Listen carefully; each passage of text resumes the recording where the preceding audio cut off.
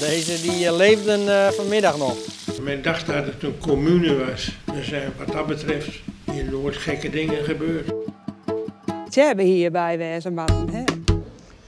Vanuit de achtergronden heb je allemaal een andere kijk op nieuws, op gebeurtenissen in Friesland.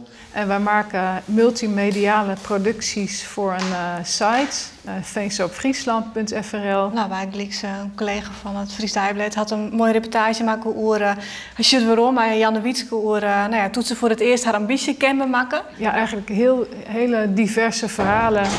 In tekst en beeld. Ik zelf ga me bijvoorbeeld bezighouden met de economie achter culturele hoofdstad. Sjog op veenstropfriesland.frl of volg je het Veenster op social media. Waarin zit van willen mij mekaar, jonken wat we normaal doen, iets dwang rondom die culturele haardsteden op een nieuwe en andere manier. Dat is voor ons een kans om te zien van nou ja, wat voor wegen wat wij haasten op als media, hoe kunnen we de mensen in Friesland bereiken op een andere manier en dan met name dus online. De dromen en dat dat echt nog realisering is, dat die weermakers, dat zit al hier in die tekst. Een achtergrondverhaal over Janne Wietske de Vries, filmpjes over mineskippen in Friesland.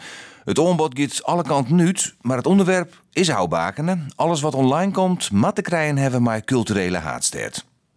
Maar is het dan net gewoon een groot promokanaal van culturele haardstad 2018?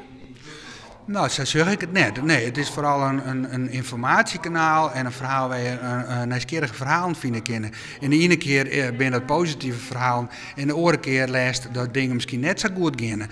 Maar het is geen promokanaal. Maar we hoeven net per se een verslag te doen van een project. We kunnen het eigenlijk wel wat breder zien.